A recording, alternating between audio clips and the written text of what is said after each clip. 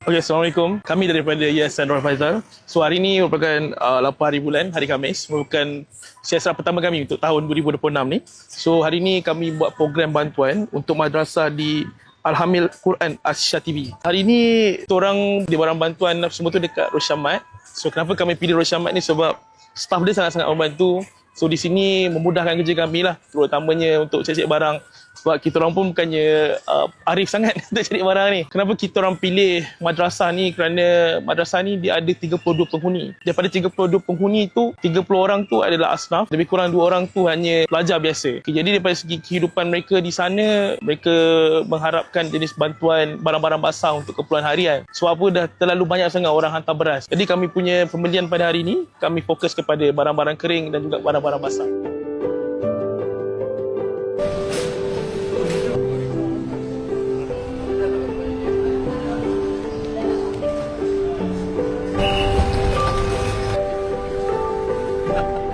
Okey, Alhamdulillah kami dah selesai beli barang tu semua. So kami akan menuju ke madrasah untuk serahkan bantuan. Jumpa di sana.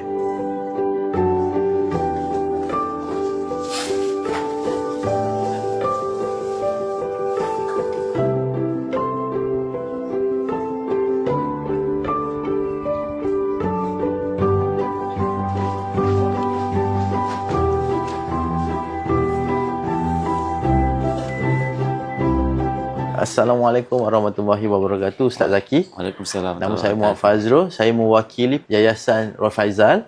Okey, terima kasih kerana sudi terima sumbangan kami pada hari ini.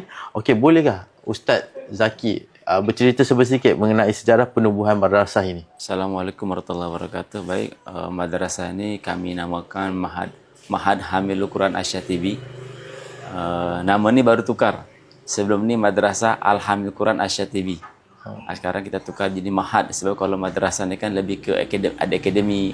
Ini kan akademi kita pondok, memang sesuai untuk Mahad lah namakan tu. Dan kami tubuhkan madrasah ini awal tahun 2021 sehingga sekarang alhamdulillah, dan kebanyakan pelajar dikasihnya adalah asnaf dan ada juga ramai daripada Kamboja, ada juga orang Indonesia, dan semua itu adalah mereka di sini tak berbayar. Dan alhamdulillah madrasah kami ini berdaftar dengan Jawi dan ada dapat kelulusan pada pihak Bombo dan juga di BKL. So bagaimana Ustaz menguruskan madrasah ini dari segi operasi, pembayaran kosnya dan sebagainya? Alhamdulillah, juga untuk yang pelajar-pelajar yang tak membayar, biasanya saya carikan penaja yang bersedia untuk bayar yuran mereka ataupun menanggung kos-kos perbelanjaan mereka, termasuk visa atau kalau pada luar negara visa semua, dan yang pada ada yang orang tempatan untuk membayar yuran bulanan. Dan juga saya juga ada, setiap bulan ada juga tawaran-tawaran kepada ahli grup dalam WhatsApp untuk infak barang asas keperluan dia.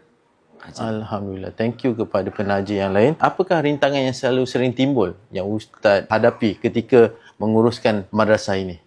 Yang paling nampak pasal keuangan sajalah, itu je. Yang lainnya tak ada, itu je. Terima kasih Ustaz kerana sudi meluangkan masa dan terimalah sumbangan yang tidak seberapa dari kami ini. Jazakumullah ahsanal jazaa. Semoga Allah membalas segala kebaikan tuan-puan semua dan menaikkan teruslah kejayaan pada Yayasan Nur Faizal ini. Terima kasih Ustaz. Assalamualaikum warahmatullahi wabarakatuh. Waalaikumsalam warahmatullahi wabarakatuh.